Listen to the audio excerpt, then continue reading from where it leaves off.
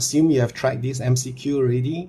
If you haven't, just pause the video before coming back because I'm going to review the answer now. So the first step to solving this question is to make G the subject. So we square both sides of the equation, do some rearrangement, and we arrived at G is equal to 4 pi square L over T square. Since we are looking at product of terms, we know that the percentage uncertainties will sum up to be the resultant percentage uncertainty. Notice that 4 pi square is irrelevant as far as percentage uncertainties are concerned.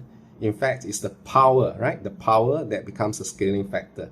That's why delta T over T has a weighting of 2 here. It comes from the square in the T squared term. The question says that we want G to be determined with an uncertainty of only 2%. That's why we write 2% for delta G over G here. As for delta L over L, well, it's provided by the question. And delta L over L turns out to be 0.8%. So do the arithmetic. So delta T over T turns out to be 0.6%. So what is the meaning of all this? So we are saying that if we want to measure G to be within 2% uncertainty, and the measurement of L already incurs a 0.8% uncertainty, then the measurement of the period can at most have an uncertainty of 0.6%, which makes A the correct option. Now let me extend this question a bit. Now some of you could have done this question without making G the subject, and typically you will arrive at this. So the half comes from the square root of L, right? Similarly, delta G over G has a weighting of half coming from the square root